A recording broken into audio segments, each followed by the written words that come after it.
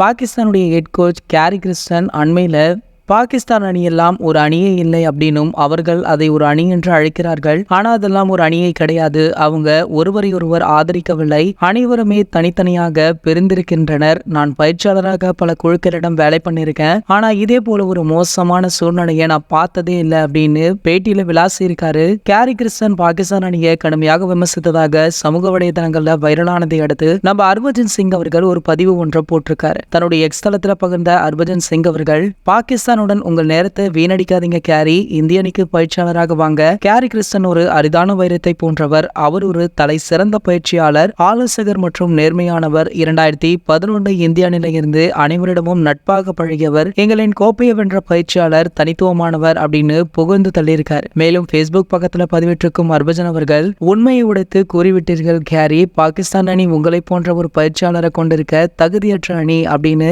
கொஞ்சம் சர்ச்சையான கருத்துக்களை பதிவிட்டிருக்காரு. இந்த பிரச்சனை பார்த்தீங்கன்னா தற்போது இந்திய பாகிஸ்தான் ரசிகர்களுக்கு இடையே கொஞ்சம் மோதலை உருவாக்கியிருக்கு. இந்த விஷயம் தற்போது ரொம்பவே கான்ட்ரவர்சியாக போயிருக்கு. இது எங்க போய் முடியுமோ அப்படின்றது தெரியல.